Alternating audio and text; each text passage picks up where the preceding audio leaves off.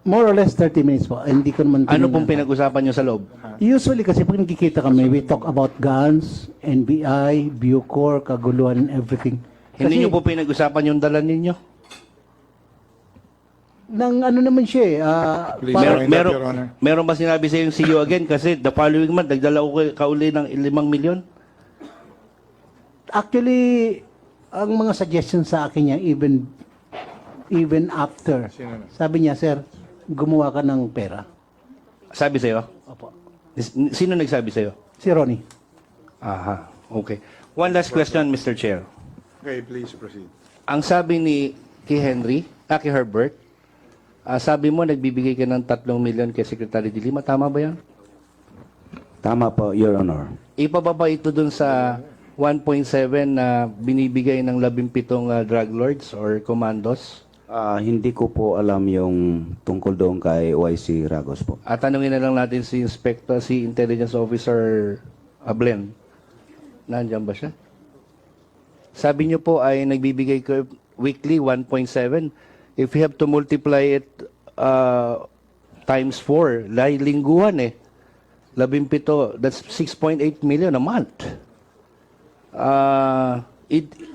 Tama po ba yan? 6.8 million a month ang hinihingi po ninyo? Your Honor, please, clarify ko lang po yan, ano. Yung 17 na unang umate nung patawag, that was January 4, ang nag-comply lang po noon 10. Now, yung mga succeeding weeks, hindi naman po kompleto yung 17 o 10. Basta kung ano lang po yung iparating. Para saan po yun yung tara na yun? Sa opinion ko po, Last question na ito, Mr. Chair. sa opinion ko po, Your Honor, Oo. Yes, yan, yes, Mr. yan sa Witness. opinion ko, I'd like to believe, part po yan nung delivery ng 5 million Para kanino? para kay Secretary de Lima. That would be all, Mr. Chair. Thank you. Thank you, Vice Chair. We now call Honorable Pineda. Andiyan ba? Wala. Chairman Barbers. Salamat, Mr. Chairman. Mabilis lang ho ito. Unang tanong, didiretsuhin ko na lang. Pagtugan lang sa tinuod, Bert, ha? Yes po, Your Honor. Sabihin mo sa committee ito, meron bang Shabu Laboratory sa loob ng Bilibid? Mikey muna. Sa Yes, pakal... oo, meron, wala. Wala po. Wala. So walang katotohanan yung merong Shabu Lab sa loob. Tama ba ako? Pero meron pong chismis doon sa komando kay GB Sebastian nga may nagluluto. Pero masasabi ko po dito sa inyo po at sa sambayan ng Pilipino kasi mahirap kung magsabi hindi ko nakikita pero may mga hakaka at istorya nga may nagluluto doon sa loob ng maximum banda doon kay sa komando na makaluto silang 1 kilo per day.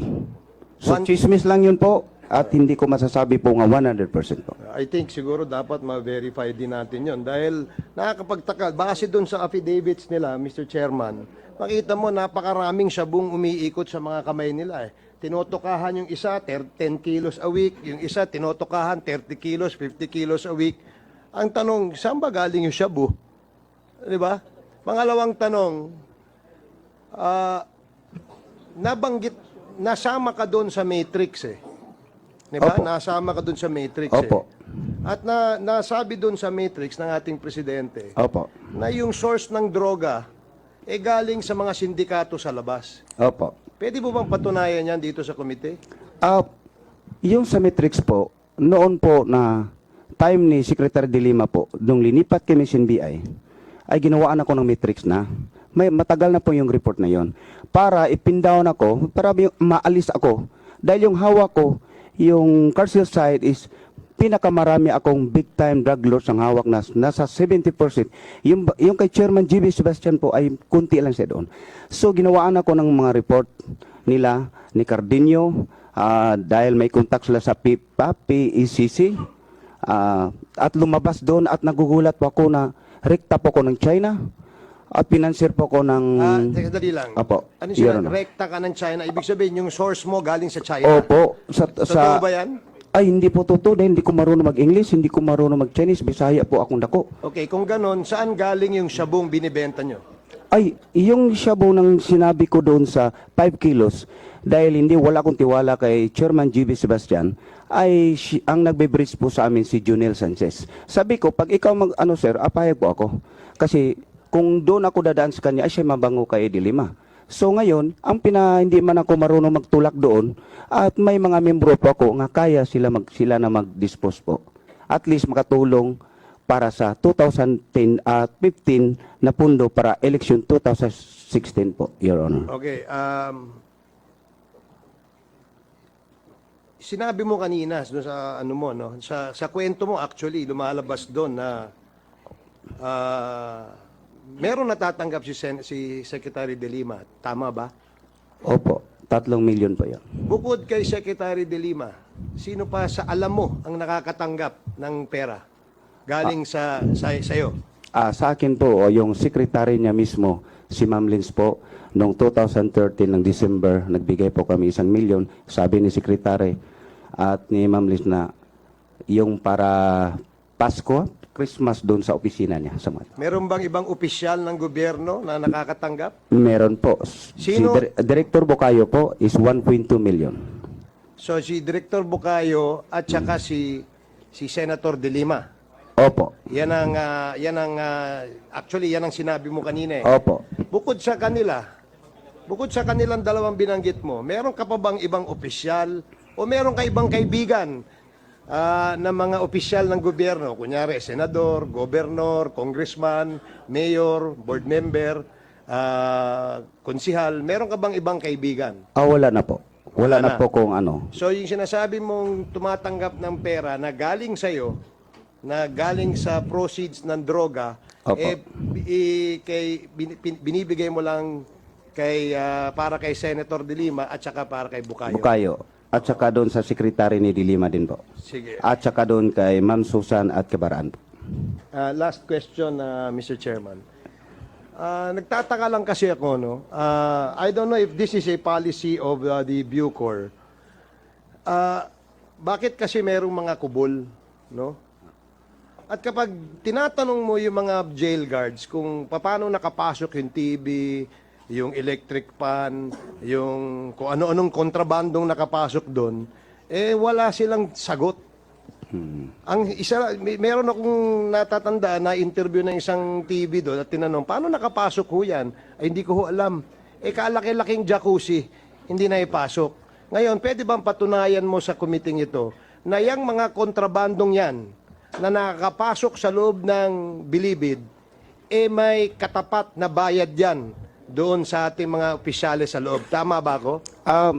Tama po. Pero yung mga malakihan na kontrabando ay hindi kaya po ng direktor at superintendent. Kailangan po may bas-bas po. Kagaya galing ng po ano, kay for sekretary. example lang, for example. Okay. Yung mga equipment, ang kubol ko doon, ang kubol ko doon centralized po. Ang opisina ko po ay para ding opisina ng congressman at senador.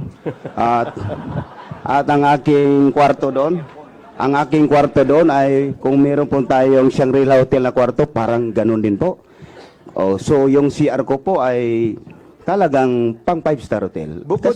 Bukod ba sa shabu, yung bang mga party drugs, yung ba'y nakakapasok din sa loob ng presuhan ng Bilibid?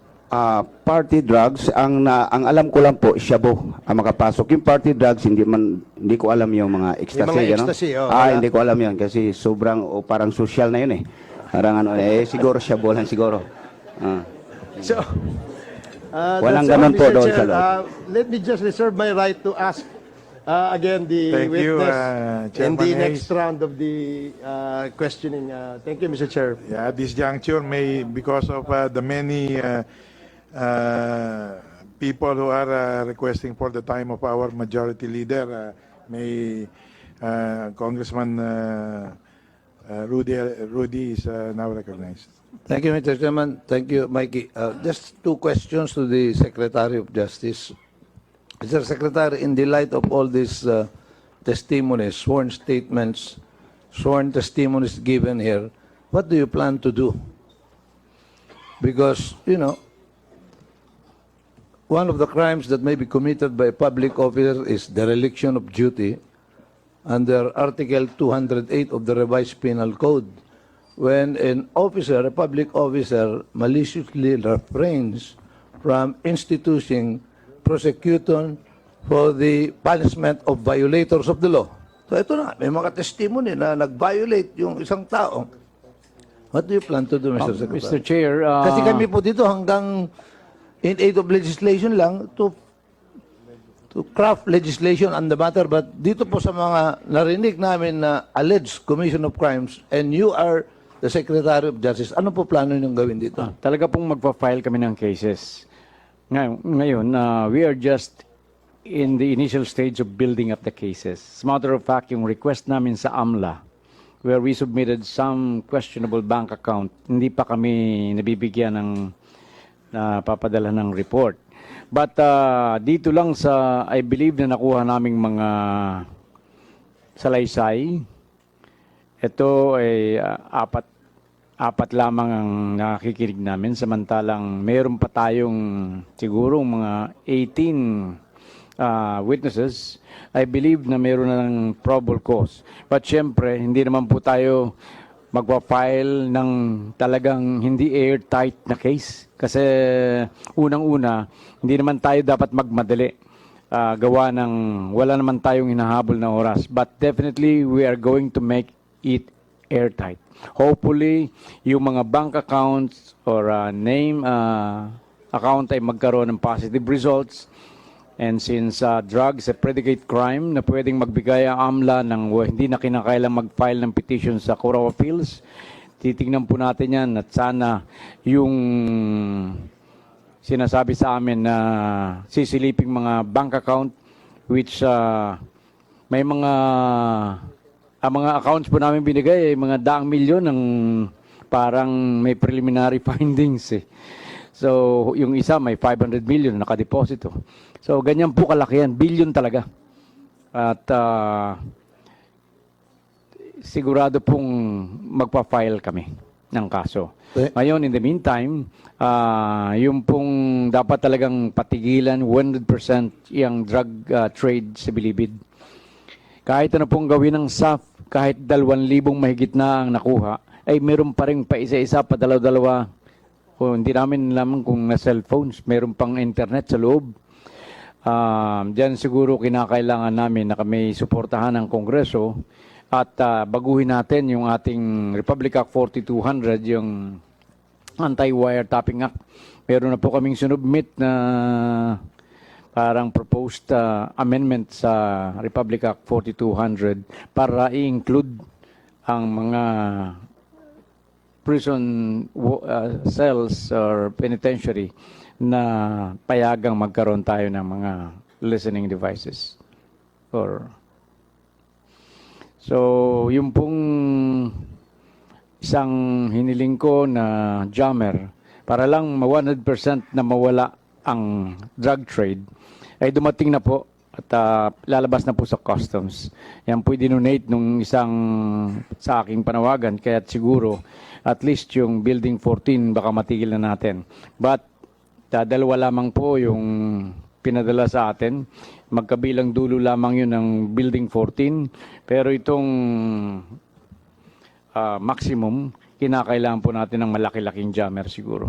Thank you, Mr. Secretary, because we look forward to that because one of the personalities mentioned here happens to be a member of the Senate, and we have an inter-chamber courtesy where we do not invite a member from the other chamber, although she's welcome to come here, but since she has made statements that she will not come here, we look forward to the filing of the case so that she can also clear her name na hindi naman isang side, but if she can come here and confront all of these witnesses and present her side, well and good. But if not, then maybe the opportune time will be when the cases are filed. Thank you, Mr. Secretary. Thank you, Majority. Thank you. Congressman Mikey Romero. Yes, good afternoon. Tanong ko lang ho, is how organized is organized? Meaning, how organized ang organization ng drugs dito sa loob ng New Bilibid Prison, no? May I just ask si Mr. Colanco and Mr. Magleo if are they still here? Sorry. So, Mr. Colanco, are you a drug lord? Your Honor. Sorry. Drug lord po ba kayo, Hindi Mr. po. Colanco? Hindi po. Ako po ay may negosyo po ng lending po magpautang. Ang kaso ko po ay robbery. Opo. Yung kinalaman po, magkano po sa kaalaman nyo, Mr. Magleo and Colanco, ang drugs na umiikot sa loob ng New Bilibid Prison? Ang presyo po ng droga sa loob ng Bilibid ay mas mahal kaysa presyo ng droga sa labas, Your Honor. May alam ho ba kayo paano kalaki ho to? Quantity, you mean quantity, Your Honor? Both quantity ho at saka street value. Kumbaga, may nagsabi ho yata 1 billion yata, no? Yan bang, totoo ho ba yun? Okay, isa-isayin kung sagutin ang tanong nyo, Your Honor. Sinasabi niyo yung quantity ng consumption sa loob ng Bilibid Maximum Security Compound during the tenure of Secretary De Lima. Is that correct, Your Honor? Yes, sir. Ang consumption ng shabu sa loob ng Maximum Security Compound ay 2 to 3 kilos a week during the time of Secretary De Lima, Your Honor. Sa loob ng Maximum Security Compound, Your Honor.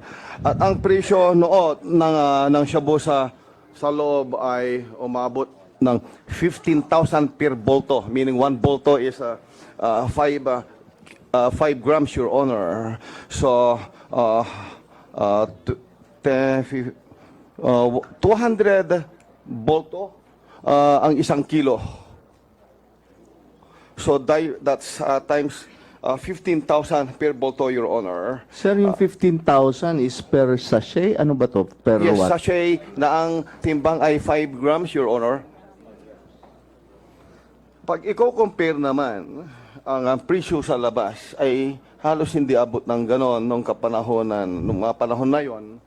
Siguro ang running price from the source going to the street players, mga 12,000 lang siguro, and then yung street players, street marketers ng drugs ay tataasan na nila dahil silang retailers, Your Honor. Tinatanong nyo tungkol sa consumption, yung nabanggit yung collectible, Your Honor, ay kay Peter Co. Kasi marami kang sinabi na 50 million yung utang ni Mr. Sino yung sinabi mo kanina? 50 million yung utang kay Peter Co? More than 50 million pesos ang utang ni JB Sebastian kay Peter Co, Your Honor. So, ibig sabihin, paano kalaki ang perang umiikot sa loob ng National Bilibid Prison involved in drugs? Ang Bilibid, Your Honor, lalo sa Maximum Security Compound, ay doon lang ang trading, Your Honor.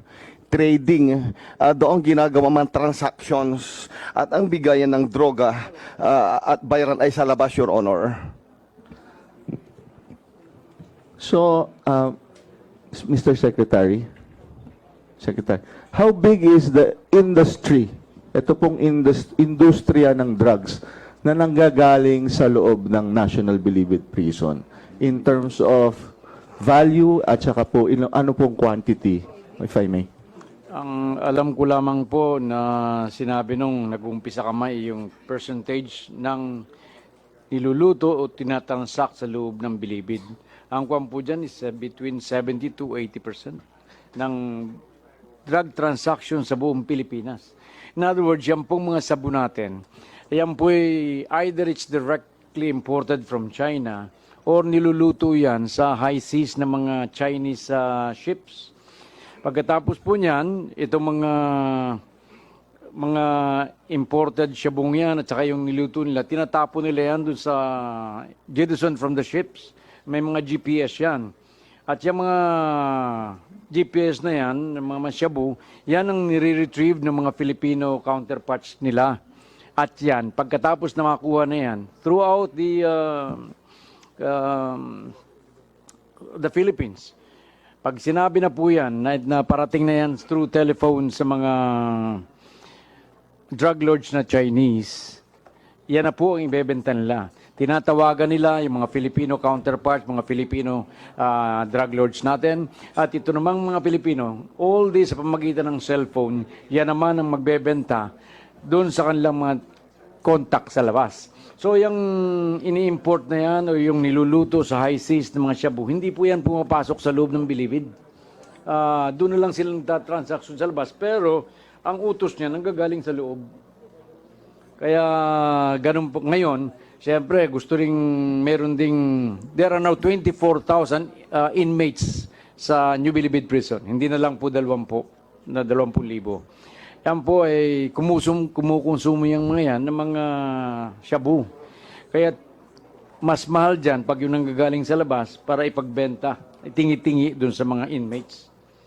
Pero yan, maliit lamang yan. Tulad ng sabi, mga 3 to 5 kilos lang per Kasi week. Mr. Secretary, assuming na nanggagaling yung 20% of shabu transactions inside the New Bilibid prison, if we zero that out, 20% mawawala na sa ating mga kalye right away.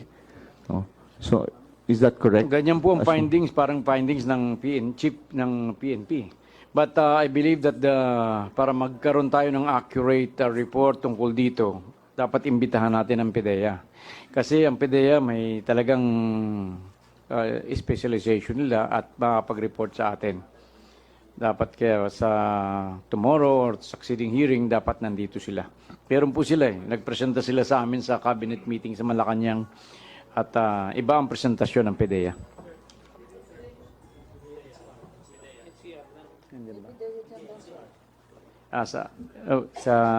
Anyway, kung dati-dati nagpresenta sila sa cabinet at meron silang presentation din na PowerPoint presentation. Secretary, sa New Bilibid prison po, do you assure us na zero na ang proliferation of shabu inside? Hindi po. At tulad ng sinabi ko kanina, kasi kahit pagka higpit-higpit ng SAF, ang sabi ang kanilang assessments that bumaba ang transaction ng mga 90%.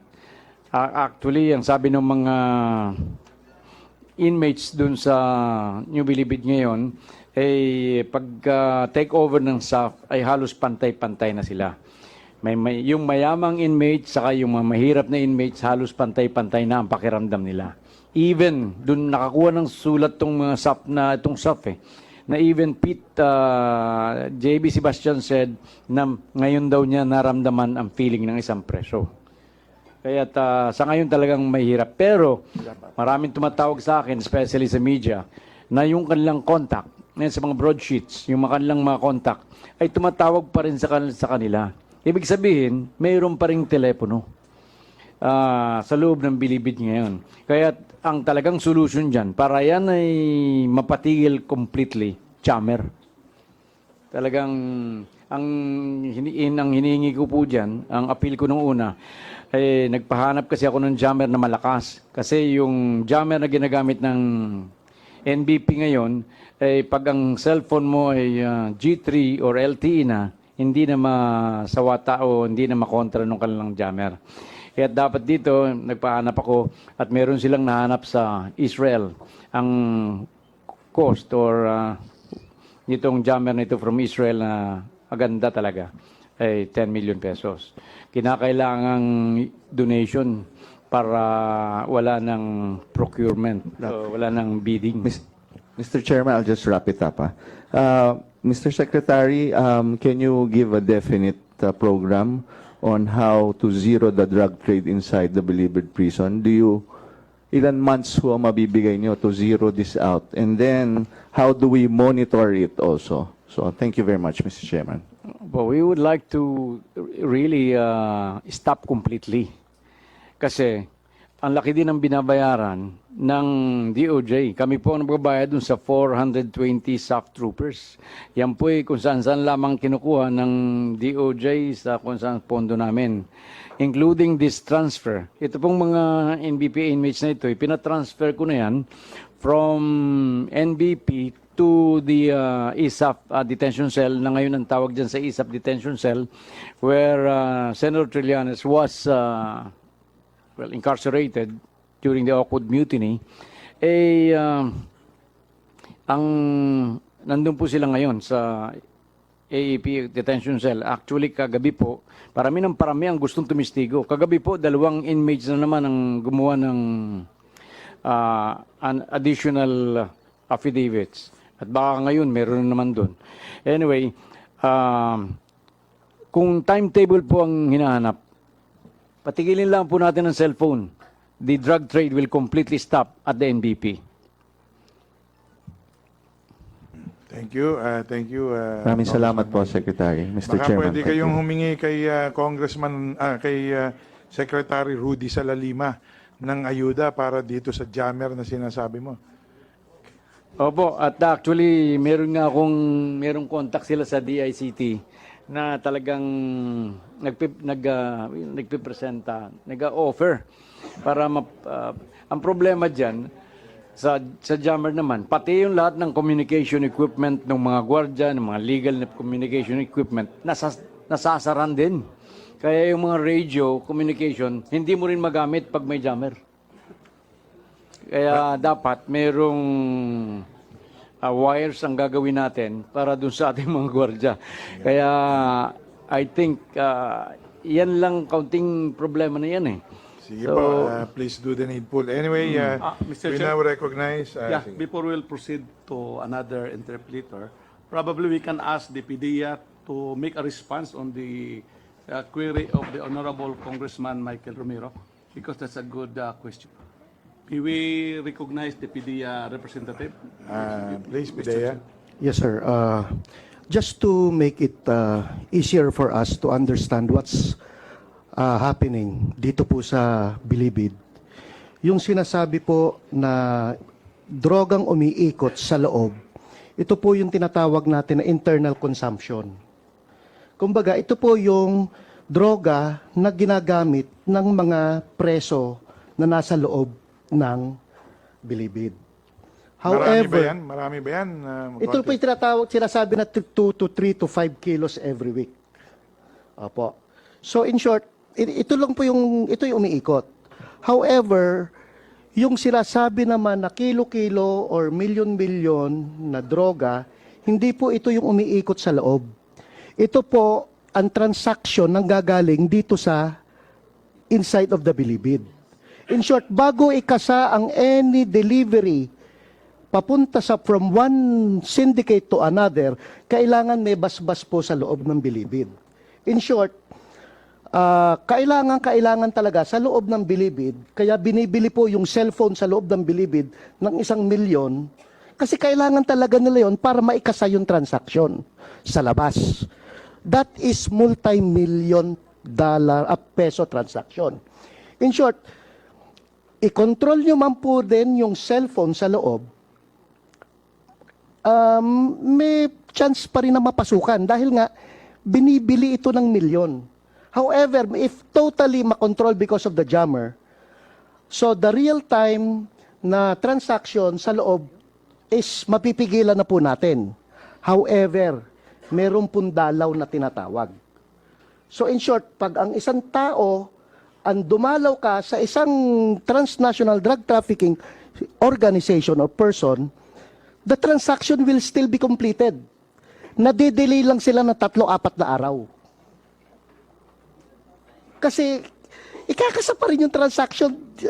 That is why ginagawa po ng ating pamahalaan is stopping the trade inside the Bilibid while we should go all out dun sa ilalim naman po yung mga user. Kung gusto po natin talagang stop ang drug trade.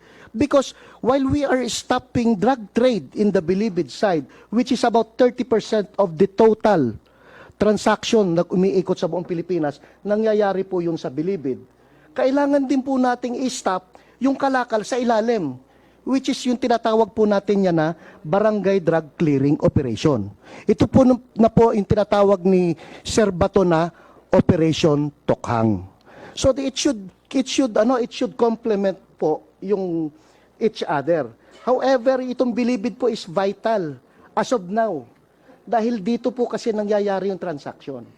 So, meron po tayong, kung makikita po natin sa Amerika, just thinking out loud, if we really want to monitor yung mga dalaw, meron yung telepono na may harang na salamin, di ba?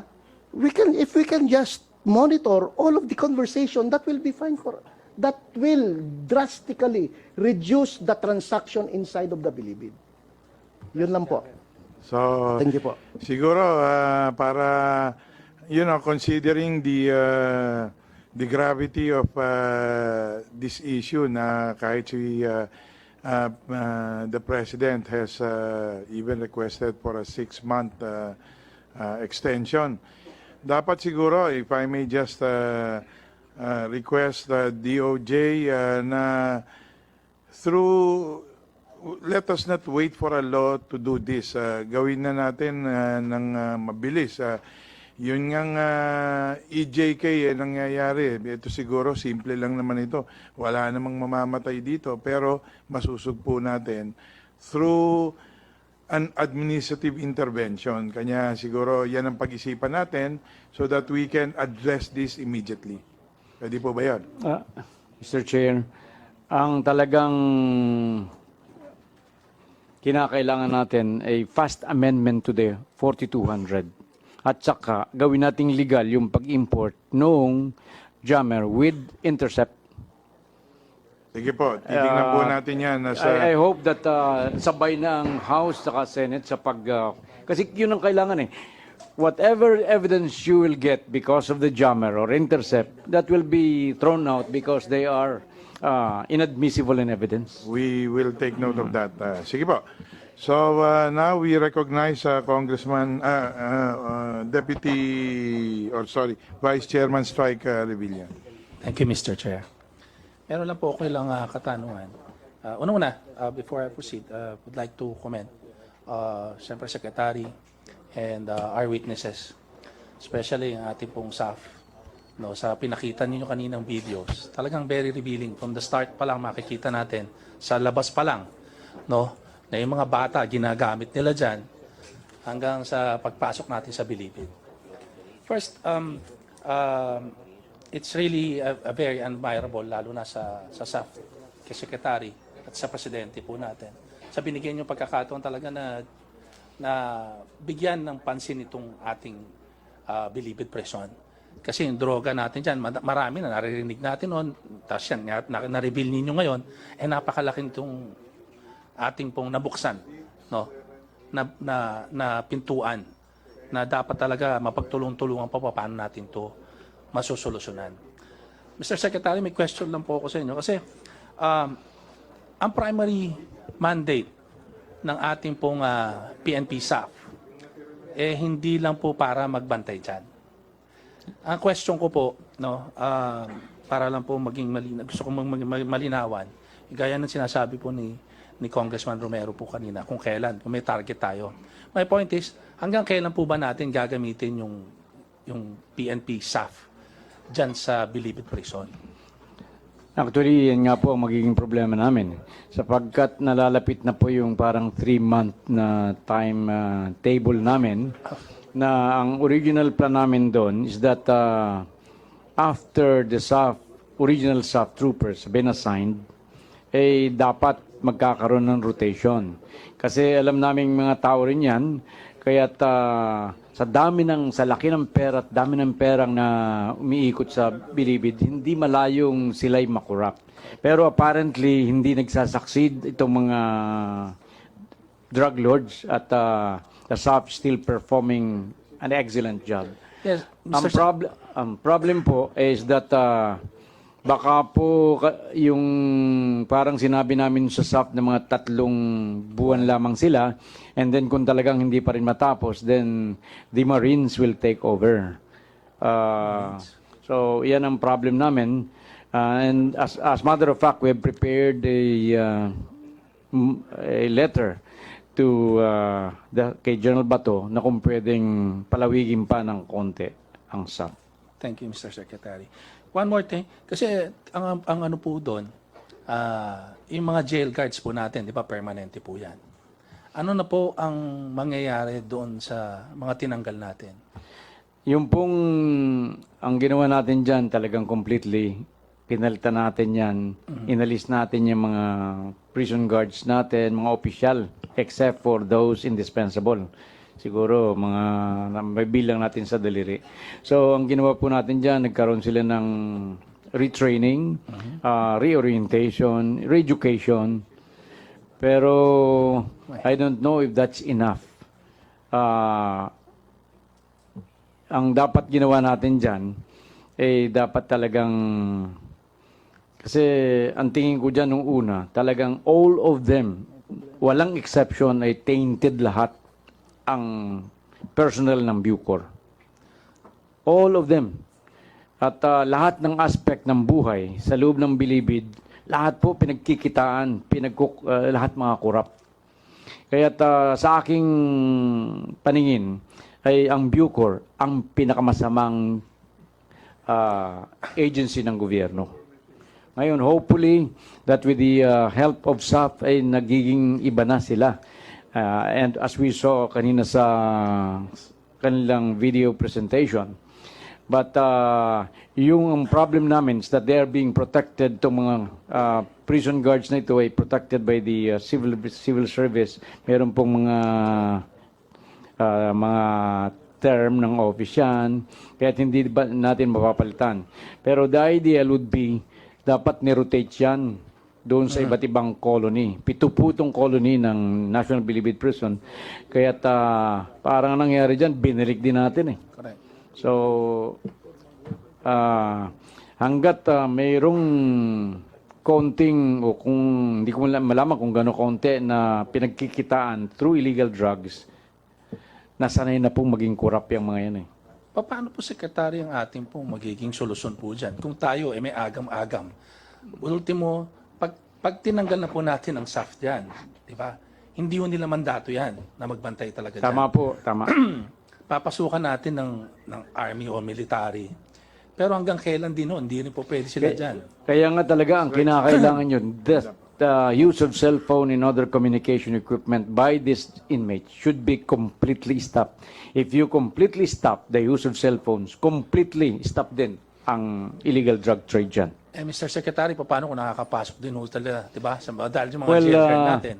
Yun nga po nung una. Kasi nung una, meron tayong mga katulad nung sa airport, meron tayong mga x-ray machine. Hindi ginagamit.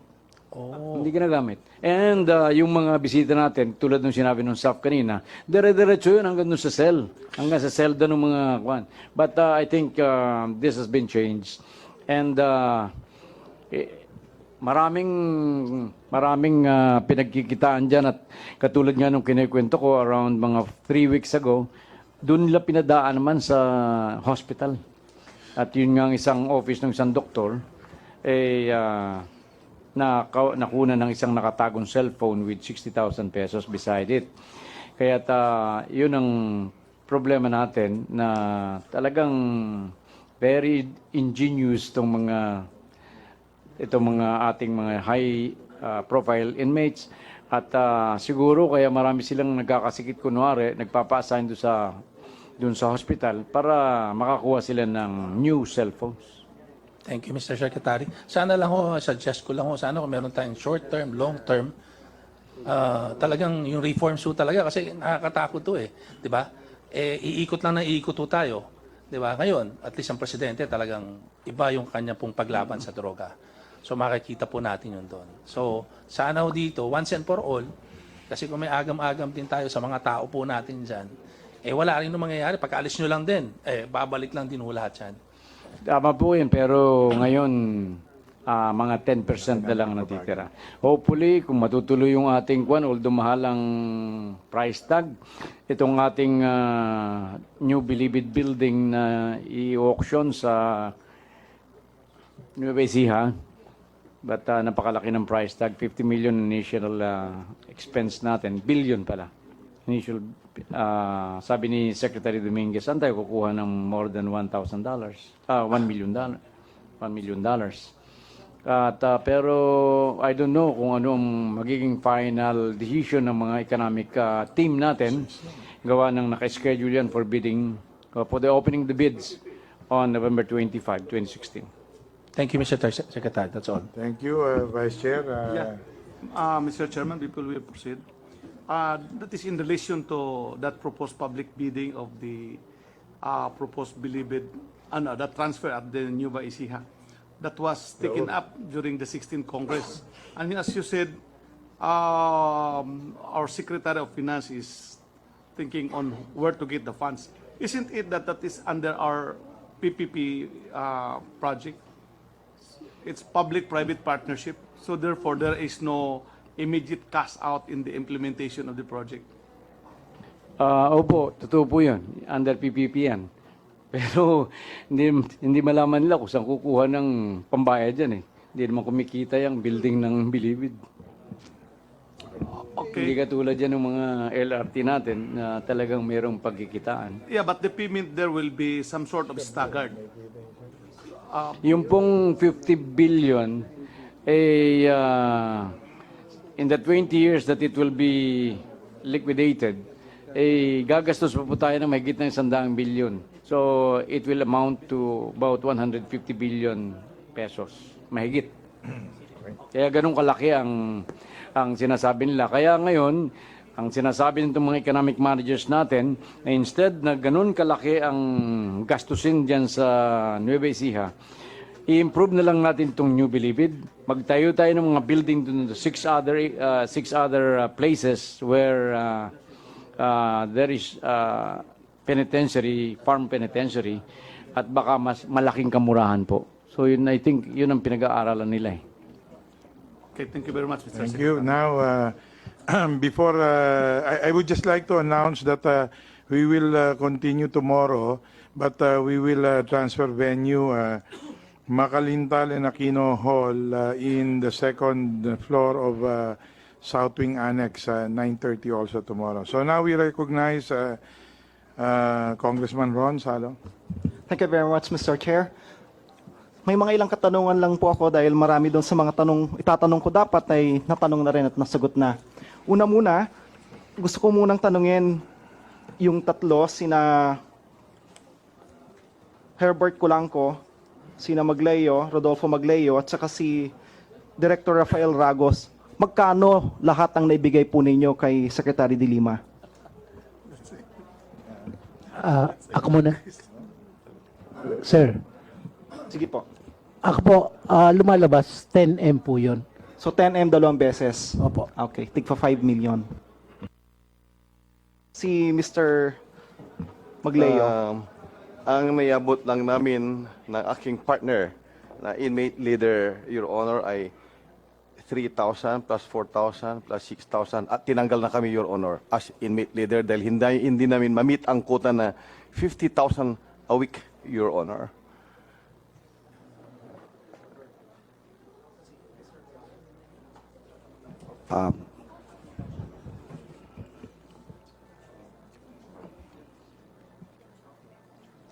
Magmula po, Your Honor, magmula po October 2013 nasa 44-45 million po sa 3 million. Hindi po kasali po yung 1 million po, yung big big concert ko po. 1 million hindi po kasali. So sa isang taon po ang aking big concert po, 10 beses is 10 million. So naka-isang taon ako mahigit po. Siguro nasa mga 14 to 16 million po. Yung sa 1 million po, so can and bear po, nga share po kay Secretary De Lima. So magkano lahat po yon? 46 plus 14? 46 plus 14, 4, 50, 60 po. 60 million. Opo, Okay. thank you. Maraming salamat. Kay Mr. Ragos po, tatanungin ko lang po. Gaano po kayo katagal na naging OIC ng Bilibid? December, January, February. Then middle of March, wala na po ako. More or less 3 months and more. O more or less 3 months. Pero sabi po ninyo September hanggang March? No, end of November. So it's End of November. December, January, February, then middle of March. That's 3.5 more or less. Bago po kayo ma-appoint po roon, paano niyo i-describe gaano kayo kakilala ni Secretary De Lima noon, na senator ngayon? Ako ang kanyang naging trusted because I was the deputy director appointed under her term or under the term of Pinoy. Usually, pag may mga bagong upong opisyal, they tend to trust yung mga kanilang in-appoint rather than the old ones na inabutan nila. So, pag meron siyang mga confidential investigations or investigations that are for the consumption of the management or the government or of the DOJ, ako ang kanyang inaatasan. These are investigations that are not really gathering hard facts. This is more of an elicitation, educated guess, kasi nagmamadali po ang management na gamitin ng info. Hindi po ito yung formal investigation. Usually, akong inaatasan niya pag may ganun. So, ibig sabihin, sadyang may trust and confidence sa inyo sa Secretary De Lima. Ganun po ba? Yes, sir. So, ibig sabihin din, dahil kayo ang in-appoint niya as OIC, at the same time, binabanggit ninyo na yung position ninyo ay very crucial o critical yung function ninyo, malapit kayo sa kanya. Tama ho ba? Yes, sir. Ano naman po ang dahilan bakit po kayo tinanggal? Saan po? Na dati po kayong OIC, tapos pinalitan na po kayo pagkatapos. Ayaw kong bigyan ng mali siya, pero ang sabi niya sa akin, kaya ako inalis because ayaw niya akong magtagal sa napakagulong organization. Pero kung nung aking ina-analyze, si Ronnie ang dahilan, kaya ako tinanggal because ano siya eh, siya ang namimili eh, kung sino ilalagay eh. Ano yung sa tingin po ninyo na qualification standard ni Ronnie Dayan para Ronnie, manatili kayo? Sa qualification ng isang pagkatao, when we see not in the material things or sa education, yung kanyang pagkatao, napakababa ng pagkatao niya. Sa tingin niyo ho ba may relasyon ito doon sa performance o non-performance ninyo, doon sa nadala po ninyo? Kasi kung tinanong ko nga kanina, si Mr. Colanco, umabot ng 60 million ang deliveries. Kayo, mukhang 10 lang. Actually, kasi hindi naman talaga ako makapag-deliver because kabago-bago ko lang. Nung February, parang aid na akong palitan eh. Kasi if you want to enter that kind of trade, you should be staying long para ma-master mo. Hindi naman yung bigla kang pasok na, Please wind up, Your Honor. na ganon. So maraming salamat po sa inyo. Siguro sa pag-wind up ko, isang nakikita ko na word of ano lang siguro, possible recommendation sa ating kagalang-galang na secretary, maaaring i-consider po nila yung isang manifestation na rin, yung ginawa po nila sa Central Park ng New York, kung paano lang na-manage yon. Because I was reading about the management of the Central Park dahil 385 hectares yung kabuuan po noon. And I understand, ang ginawa po nila is to parcel it out into 49 areas, small sub-areas. In order for them, and each sub-area was given specific person to manage. Kung papansin po ninyo, yung mga nakapasyal na po sa Bilibid prisons, lalo na sa maximum, that's 9.6 hectares. Tama po ba yon, Secretary?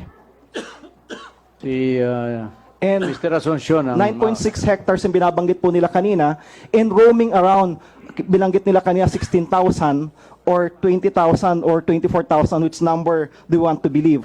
Pero lumalabas po doon, how could you possibly manage 24,000 roaming in one big place? So perhaps isang possible na pwede nilang pag-isipan, i-consider, is to parcel it out. Para on each one, kapag may problema doon sa area na yon, pinpointed ka agad, naka-isolated ka agad. That's just one perhaps possible thing to consider. Maraming salamat po, Mr. Chairman. Thank you for that. Please consider the suggestion of Honorable Salo. So, we now call on Congressman Rupi Biason. Nandiyan pa ba? Thank you, Mr. Chairman. Yeah, my first question goes to Herbert Golanco. Yes, Nasabi po, mo Your kanina na nagbigay Apo. ka ng pera sa ating dating Secretary of Justice at sa Director ba? Tama? Yes po. Paano mo pinapadala sa kanila? Yun po si Junior Sanchez po ang kumukuha ng 3 million po a month. Doon magkikita sila. Minsan sa DOJ dinadala po sa aking talent manager na si Renante Diaz. At minsan po, yung 1 million sa event ko, sa concert, ay mismo siya din minsan si Junior Sanchez ang kumuha ng 1 million po. Okay. Kay Mr. Ragos, please, tungkol dito sa salaysay mo dito sa affidavit, nakita mo isang umaga sa ibabaw na iyong kama yung bag. At yan ba yung unang pagkakataon mo na nasubukan yon? Yes, Your Honor. At nung nakita mo yung bag na yon, may tumawag sa iyo, nag-verify ka kay Mr. Dayan na para sa kanya may inaasahan siyang darating na pera? Actually, tumawag ko papunta ko. Parang alam niya na eh. Tapos, naapektuhan ng corruption. Pero kayo mismo sa isip ninyo, batay ito sa mga naririnig kong salita nyo kanina, na parang nag-assume kayo na ito ay tara o kaya kota. Yun naman po ang term ng mga money that are involved sa mga racketeering tara, kota, Ang mga ibig ganun. sabihin, nagkaroon kayo ng assumption nga nung nasabi sa inyong itong perang to para kay Mr. Dayan, yun ang pumasok sa isip nyo, yan ay tara o kota. Yes, sir. Bakit yun ang pumasok sa isip nyo? Alam nyo ng practice yun doon sa Bucor? Ano naman, sir, although I'm new as an OIC, naririnig ko naman yan sa mga kwentuhan ng yung matatagal na doon. So, ibig sabihin, practice na